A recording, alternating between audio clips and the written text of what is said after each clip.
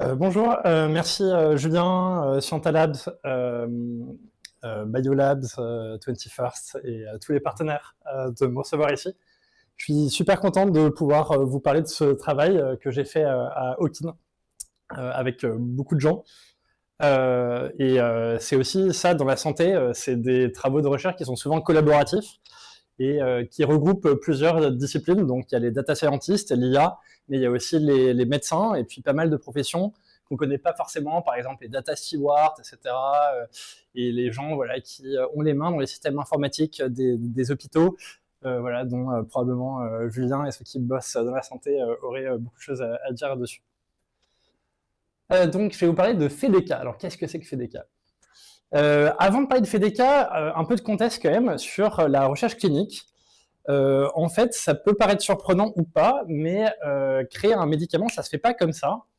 Donc ça m'énerve un peu quand on entend, je sais pas, il y a beaucoup de hype autour de la GNIA en ce moment, et tous les gens disent non mais dans 10 ans, les LLM vont trouver des médicaments tous les 5 minutes, etc. En fait, pour l'instant, en tout cas, c'est un peu plus lent. En fait, ça prend à peu près 12 ans un médicament pour être validé, parce qu'il y a beaucoup de stades avant que le médicament puisse être administré à tout le monde et que ça devienne le Doliprane et qu'on puisse aller se servir en pharmacie, se le faire prescrire par le médecin. Et en fait, ça marche tellement mal, entre guillemets, bien sûr, qu'il y a des gens qui ont parlé de Herum's Law, donc c'est la loi de mort, mais dans le sens inverse, c'est que ça coûte de plus en plus cher de faire passer un médicament par les 3 phases des essais cliniques. Et du coup, donc, c'est un travail qui va parler de, grosso modo, comment passer de la phase 2 à la phase 3 plus facilement et plus rapidement. Donc la phase 1, du coup, grosso modo, c'est de la safety. Donc vraiment, c'est un peu horrible, mais par exemple, dans le cas des chimiothérapies, on va monter le médicament au maximum jusqu'à ce que le patient se sente mal. Et là, on va dire, bah voilà, c'est la limite de tolérance. Donc on va donner le plus de médicaments pour observer un effet. Voilà, la phase 2 aussi, on va regarder les effets indésirables du médicament, etc. Et la phase 3, c'est en général donc un essai clinique où on va voir si le médicament est meilleur que ce qui existait avant. Hop. Je vois là encore le minuteur, c'est très bien. Donc effectivement, comme vous avez vu sur la loi de mort inversée, en fait, la moitié des essais de phase 3 ne marchent pas. Et donc un essai de phase 3, c'est quoi? C'est un essai clinique randomisé, ou RCT. Donc on va prendre une population de patients, qui est notre population de patients à intérêt, qui ont intérêt à recevoir notre médicament. Et pour chaque patient, on va jeter un dé, et on va décider si on lui donne le nouveau médicament, si on lui donne ce qu'on appelle le placebo, le bras de contrôle, qui n'est pas un placebo, qui est le médicament d'avant. Donc ça représente peut-être une perte de chance pour les patients, mais on ne leur donne pas de l'eau. Il y a aussi cette fausse idée qui circule un peu. Et ça nous permet, par exemple, dans le cas de la survie ou de l'occurrence d'un événement, d'avoir ce genre de courbe. Là, bon, ça ne se voit pas très bien. On voit qu'il y a une courbe, par exemple, qui est supérieure à une autre. La courbe verte est au-dessus de la courbe jaune. Donc, ça dépend ce que ça mesure. Mais si, par exemple, c'est la survie des patients au cours du temps, bah, il vaut mieux être dans le groupe vert, quoi. Et pourquoi on peut dire ça? Là, on est sur un problème qui s'appelle l'inférence causale, qui est très compliqué en machine learning, qui est, voilà, est-ce que mon médicament a un effet par rapport à l'autre médicament? Et c'est pour ça qu'on a vraiment besoin de la randomisation. Donc bien sûr, c'est compliqué la randomisation parce que c'est tout un process, etc. Il faut que les patients soient d'accord, etc. Et puis ça représente quand même une perte de chance. Et puis il faut qu'on coupe le groupe en deux. Et donc pour des maladies rares, ça a peut-être pas forcément de sens de faire ça, ou c'est même pas forcément possible. Et donc il y a un truc qui existe depuis longtemps qui s'appelle les ECA, ou les External Control Arms, qui permet de faire comme si on avait une randomisation. Alors, bien sûr, pourquoi en fait on a une randomisation? Et c'est un truc un peu intéressant à se dire, c'est qu'est-ce qui se passerait si on ne faisait pas de randomisation, en fait? Ben, ce qui se passerait, c'est que par exemple, dans le groupe jaune, on pourrait se retrouver avec des gens en très bonne santé parce qu'ils sont jeunes. Et dans le groupe vert, que les gens, ils sont tous vieux. Et en fait, plus on est vieux, malheureusement, plus notre système immunitaire est défaillant, et donc moins on va répondre à des médicaments, et moins nos chances de survie sont bonnes. Et donc, si on ne fait pas de randomisation, et si on n'a que des jeunes dans le bras où on donne le médicament jaune, eh ben, on va avoir l'impression que le médicament est meilleur dans le bras jaune, alors que pas du tout. Et donc, c'est ça le gros problème, et c'est pour ça que la randomisation est intéressante. Et donc, il y a une méthode qui permet, grosso modo, de rescale un peu les patients. Donc, on le voit, bon, c'est une méthode mathématique dont j'aurais pas le temps de parler, grosso modo, mais qui permet de rendre les groupes un peu similaires. Donc, il y a plein d'hypothèses, et notamment une qui est très importante, c'est l'observabilité. On observe toutes les variables d'intérêt qui peuvent biaiser nos groupes. Par exemple, si on s'était dit « Ah ben l'âge, ça me semble pas être important comme variable », on aurait pu ne pas voir que, par exemple, les gens étaient plus jeunes dans le groupe jaune, et donc on n'aurait pas pu rebalancer les groupes pour les rendre un peu similaires. Donc il faut vraiment qu'on mesure, mais ça pourrait être des trucs beaucoup plus compliqués, par exemple le fait d'être roux ou pas, peut-être qu'on n'a pas mesuré ça et que ça a une influence incroyable sur le médicament, et donc c'est une grosse hypothèse qui sous-tend la validité de ce genre d'études. Où j'en suis. Hop. Mais le problème pour ces external control arms, c'est comment on a accès à ces patients, donc ce groupe de patients qu'on ne va pas randomiser, qui ont le médicament vert et qui ont le médicament jaune. Donc mettons que le médicament, je sais pas, le médicament vert, c'est l'experimental drug, donc c'est le nouveau médoc qui va marcher, qui est incroyable, et le médicament jaune, c'est l'ancien médicament. Donc en fait, ce qu'on pourrait regarder, c'est historiquement, en pratique clinique, dans les hôpitaux, les gens donnent le médicament jaune tous les jours. Ces données, si vous négociez adroitement avec un hôpital, vous pouvez y avoir accès en fait. C'est des données de patients qu'on appelle real world data et qui vont vous permettre de construire votre pool de patients jaunes dans ce step-là. Mais c'est compliqué. Négocier avec des hôpitaux, toutes les startups de santé vont vous le dire, donc ça se facilite, c'est quelque chose qui se met en place, etc. Mais c'est quand même compliqué. Et puis si on fait que ça avec, je sais pas, la PHP, peut-être qu'on aura trop de patients français et que ça va peut-être biaiser parce que trop de patients parisiens, parce que les Parisiens on est exposés à la pollution plus que, je sais pas, à Lyon, je sais pas. Et donc, on pourrait avoir envie d'aller voir le centre Léon Bérard à Lyon pour avoir leurs patients aussi.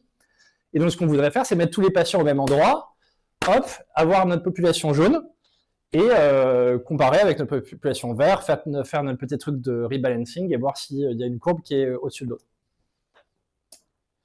Seulement, c'est compliqué en pratique.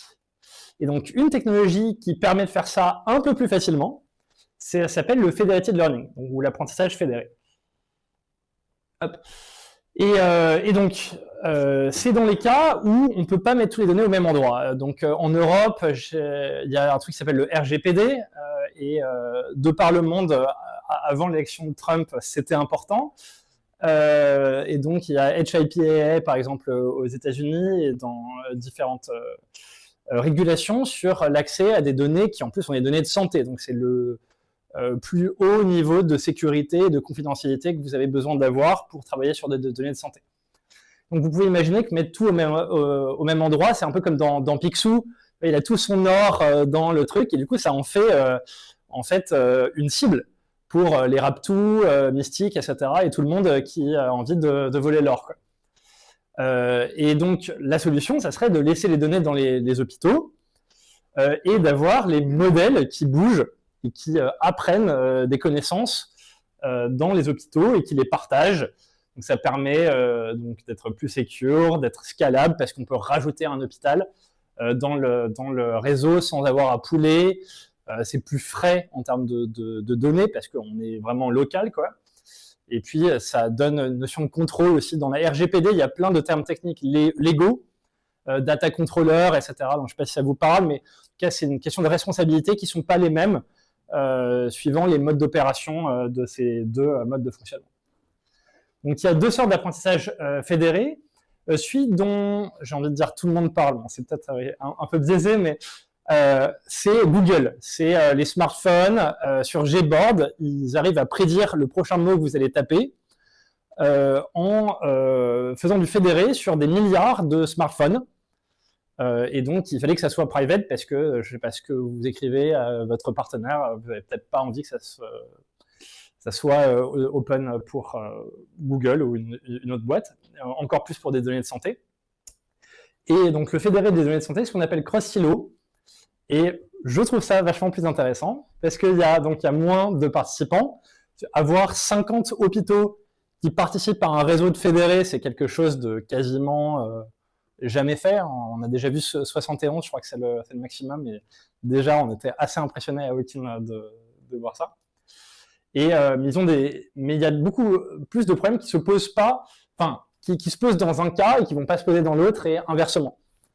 Et un des gros problèmes, c'est que les hôpitaux vont avoir des biais et que ce genre de biais, c'est intéressant pour un ECA, mais ça peut être compliqué pour un modèle de machine learning.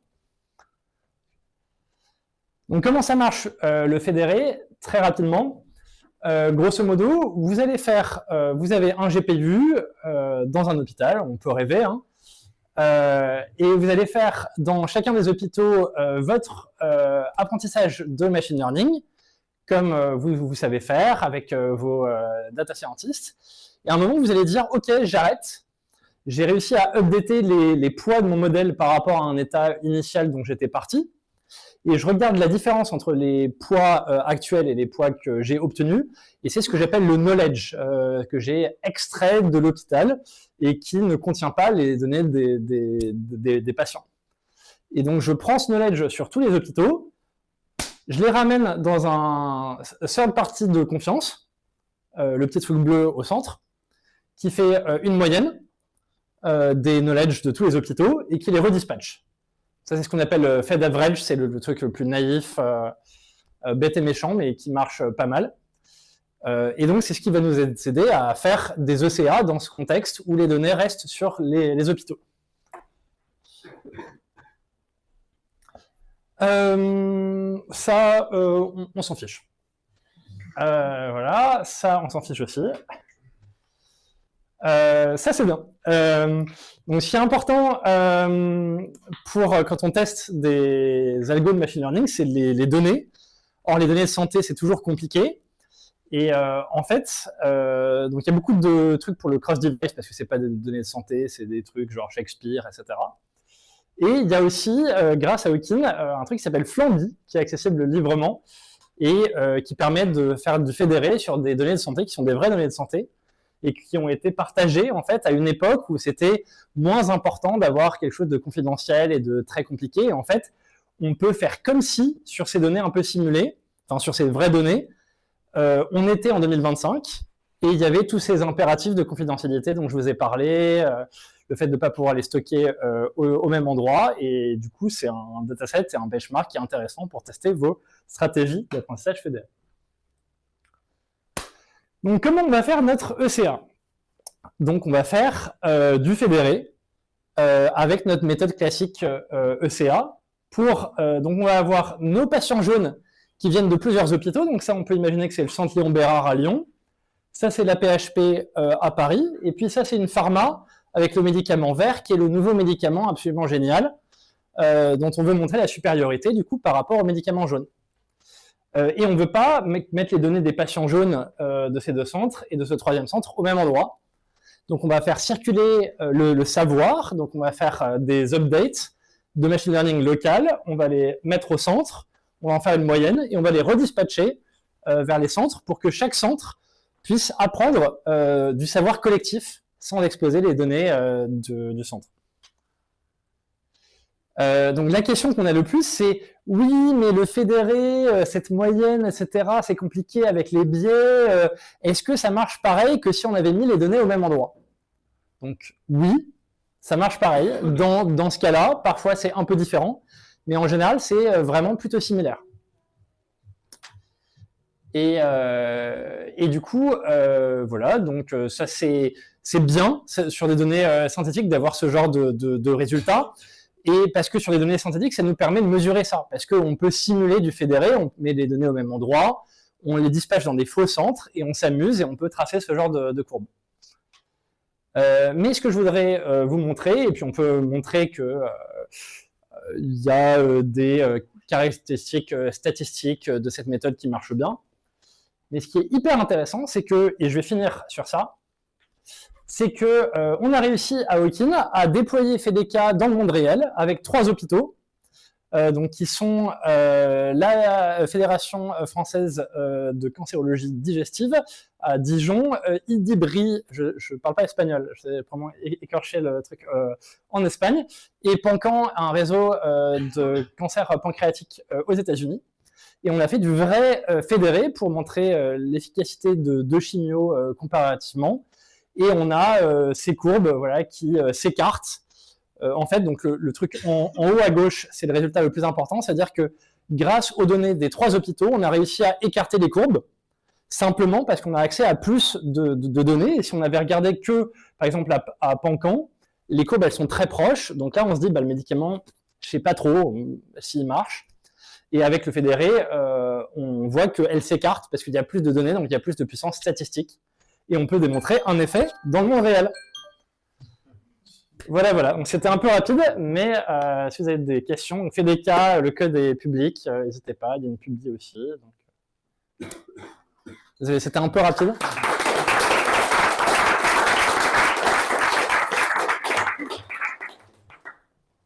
Il y en a qui ont des questions. Il y a une hypothèse qui est posée qui est que quand on entraîne un modèle, on n'est pas capable de réextraire les données clients du modèle API. À quel point elle est vraie cette hypothèse? C'est hyper intéressant comme question.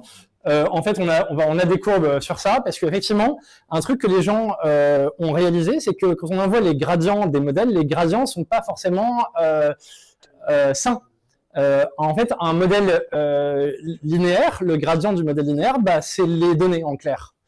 Donc en fait, il y a effectivement une question qui se pose sur le gradient. En fait, dans le cas de FEDECA, les gradients sont plutôt pas mal. Enfin, on fait toute une étude de confidentialité, mais c'est un gros sujet. C'est est-ce que les gradients sont vraiment privés? Donc il y a plein de techniques qui existent. Il y a de la crypto, on peut rajouter du bruit dessus, ou on peut dire que là c'est vraiment privé, mais du coup on n'arrive plus à apprendre des modèles de machine learning. Donc c'est vraiment un sujet de recherche qui est super pertinent actuellement, et je pense qu'il y a beaucoup à faire sur ce front. Oui, on en parle, donc c'est des trucs un peu... Mais voilà, il y en a je sais plus où, mais... voilà, on a des... voilà. Bon, alors, rajouter du bruit fait que ça marche pas. En fait, ce qui est un peu intéressant, c'est que si vous ajoutez du bruit sur vos gradients, vous dites « Ah bah c'est super, on rajoute une couche de confidentialité, mais les résultats de l'essai clinique, maintenant c'est random. On va dire que le médicament marche alors qu'il ne marche pas. » Donc en fait, c'est une question philosophique. Donc il y a un compromis entre la confidentialité des données patients et les résultats de ton essai clinique.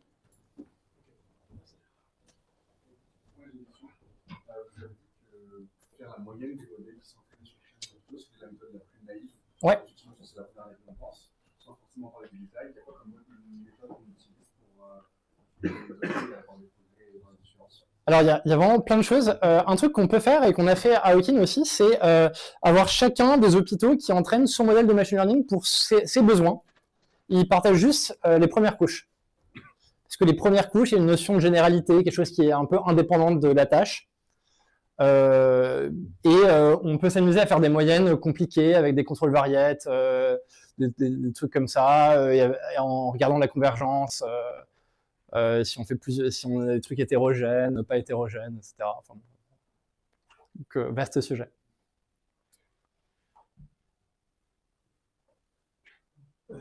Est-ce que dans les études, tu as envie peut-être de maximiser le nombre de personnes qui arrivent à être dans le variant, enfin, le nouveau traitement? Est-ce que ça permet, parce que souvent les nouveaux traitements, ils sont surtout en oncologie, ils sont souvent meilleurs. Et est-ce que tu arrives à diminuer le nombre de personnes qui sont dans le traitement standard, qui est potentiellement qui va les mener à leur perte? Alors, oui et non. Donc, si toutes les hypothèses sont respectées et qu'on fait les choses bien et qu'on a accès à assez de données patients jaunes, effectivement, le groupe vert n'a pas à être splitté en deux, comme on ferait dans le cas d'un essai clinique. Donc, on gagne x2. Et x2, ça peut être énorme. Ça peut être la différence entre un truc qui est prouvé ou qui n'est pas prouvé, quoi. Maintenant, ça va plus on a de patients, plus on voit le vrai effet, plus on sépare du bruit, moins il y a de biais, etc.